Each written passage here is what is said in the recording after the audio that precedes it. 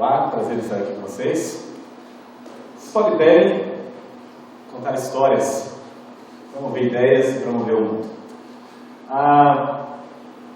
Eu chamo Marcos Borges, mas isso tem só 4 anos. Eu não tenho 4 anos de idade. Eu tenho Borges há 4 anos, derivado da minha esposa. Por quê? Uma história simples, mas que tem um significado importante para mim. Quando eu nasci, aquela coisa de família, né? Vamos dar um nome. E o pai sugere uma coisa, a mãe sugere outra, todo mundo sugerindo, ninguém chegando ao consenso. E de repente surgiu uma ideia brilhante. Vamos dar o nome do avô dele. Uau, legal. Minha família tem Félix no nome. Meu avô chamava José. Maravilhoso, né? Hoje eu penso assim, seria Marcos José Félix. Mas o nome saiu só Marcos José, esqueceram do Félix. Ficou Marcos José da Silva. Nada contra o José nem o da Silva, tá? O Silva é uma família muito popular. Mas, quando eu casei, a primeira ideia brilhante que eu tive para poder contar a história da minha vida foi: vou pegar o nome da esposa, seja ela quem for. E aí eu comecei a procurar uma esposa que tivesse um nome muito bom, muito bonito. Enfim, não deu tão certo assim, mas eu agradeço pelo Borges que a Suzana me deu e pela família também. Marcos Borges, portanto, esse é um pedacinho da minha história. E por tanto gostar de história, eu resolvi trabalhar contando histórias. E queria compartilhar um pouquinho sobre essa questão de compartilhar histórias. A primeira coisa que você precisa entender ao contar uma história é que você precisa se conectar com ela. E conectar-se com o público também. Mas a conexão, ela acontece de várias maneiras. Alguns podem se conectar através de um contato visual, alguns podem se conectar procurando um pouco de informação antes sobre o que vai ser falado. Mas uma das melhores formas de você se conectar é experimentando presencialmente, você tendo a experiência real. E uma das formas de conexão que eu tive na minha vida com histórias aconteceu lá pelos, nem vou dizer quanto, né? Eu não sou tão velho assim quanto eu tento ser, nem tão novo quanto eu queria, né? Enfim. Mas eu não assisti televisão até os 9 anos de idade. E eu cresci numa família cristã, tradicional, um pouco conservadora. E até os 9 anos de idade eu não vi televisão. Eu fui ver a televisão pela primeira vez um domingo à tarde. E o primeiro filme, a primeira coisa que eu vi na televisão foi esse filme aí, Stand By Me, Conta Comigo, de 1976. Com certeza muitos já viram esse filme, né? Foi um domingo à tarde, temperatura máxima, provavelmente. A gente jogou futebol, estava na casa de uns amigos e vamos assistir televisão. Eu falei, não sei o que é isso, mas vamos lá. Eu nunca tinha visto realmente uma caixa de televisão, uma TV, uma caixa preta. A gente sentou na sala, começou a conversar. A mãe do meu amigo, ironicamente, eu estava na casa dos melhores amigos dos meus pais. Que coisa, né? Muitos dos seus filhos vão aprender coisas com os seus vizinhos. Estava lá e vamos ligar a televisão. Aí eu olhei, vi uma caixa preta, alguns botões assim bem interessantes. Ligou-se a televisão. E aí surgiram as primeiras imagens em preto e branco. Não é colorido, não era. Aí começou a aparecer algumas cenas do filme, já estava mais ou menos na metade. O filme é muito interessante, sugiro que vocês assistam depois, conta a história de 4 amigos que eles resolveram procurar o corpo de um adolescente morto, né, que morreu naquela cidade de Oregon, a cidade florestal. E eles vão ali tentando provar para si mesmos que são heróis e para toda a cidade também. E eles encontram o corpo do garoto. E eu me lembro que, eu não lembro o final do filme, porque eu terminei de ver o filme nessa cena. Eu realmente acreditei que o filme tinha uma pessoa que tinha morrido lá. Aquele garoto tá morto, eu comecei a chorar, fechei os olhos, fiquei com medo, 9 anos de idade, coitada da criança, né? Inocente. O filme, eles encontraram o corpo do adolescente, enfim, eu ainda não vi o final do filme, mas realmente não vi o final do filme até hoje. Mas o que eu aprendi com isso? Se alguém tiver cópia, por favor, tá? Essa aqui eu achei na internet. Eu não vi o final do filme, mas eu achei uma coisa interessante. Naquele momento estava começando a minha conexão com histórias. Depois eu fui entender a diferença entre filmes fictícios, documentários, filmes snuff, né? Para quem não sabe, filme snuff é aqueles filmes que realmente matam-se pessoas ou se torturam de verdade para aparecer no filme. É uma lenda urbana, mas há casos aí quase comprovados de que já foi feito isso. Pesquisa depois que você vai entender. Então, eu me conectei naquele momento. E ao me conectar com histórias, e nesse caso histórias através do cinema, através da sétima arte, eu vim conhecer um pouquinho de mim mesmo, me conhecer. E eu passei a gostar muito de filmes e televisão e mídia.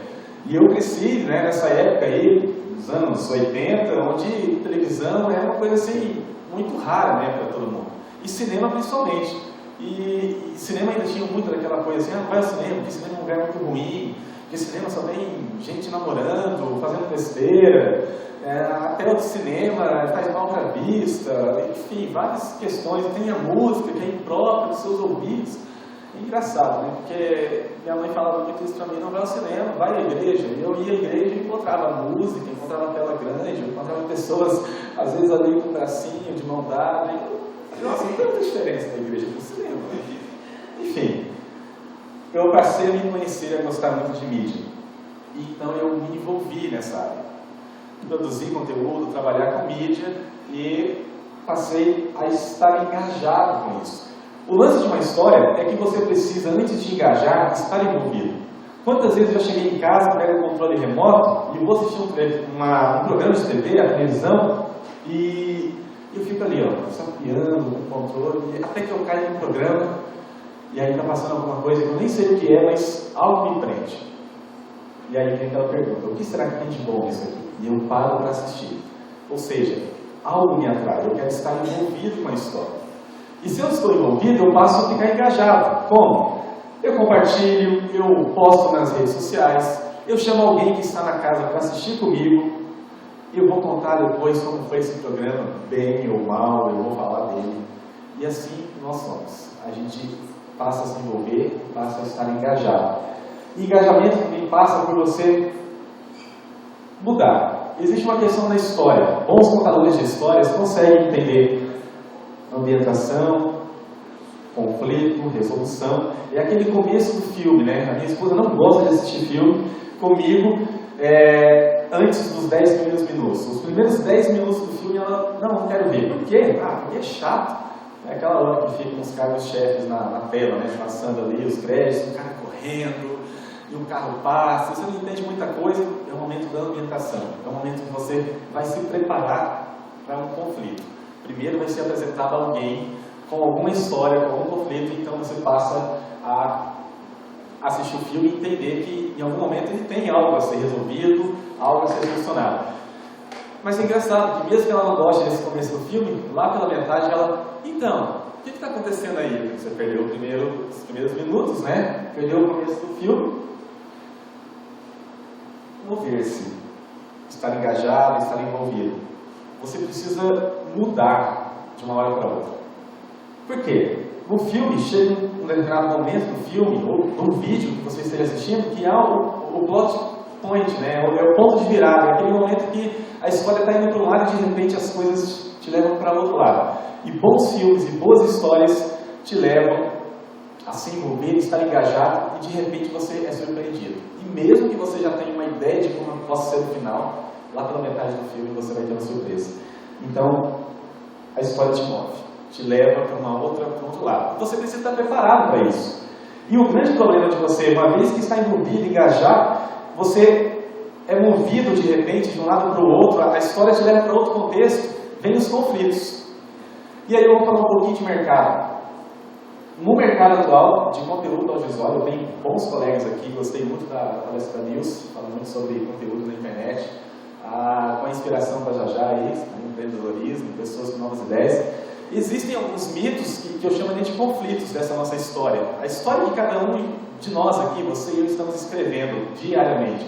E o primeiro mito que eu acredito é que a narrativa morreu. Já ouvi muito isso. Não, a forma de contar histórias, aquela coisa clássica, bem século XIX, né? A pessoa sendo assim, era uma vez, há muito tempo atrás. Essa narrativa morreu? Eu acho que não. Inclusive, ela existe, muitas vezes ela é lembrada, e eu diria uma palavra até melhor, ela é homenageada durante alguns filmes, alguns produtos aí midiáticos. Porque a narrativa, ela agora que tem uma oportunidade muito grande. O século XXI trouxe um conceito muito grande, que é de transmídia e mídias conversando. Uma mídia mata a outra, não creio, todas estão conversando entre si e cada vez mais O espectador quer interagir sempre.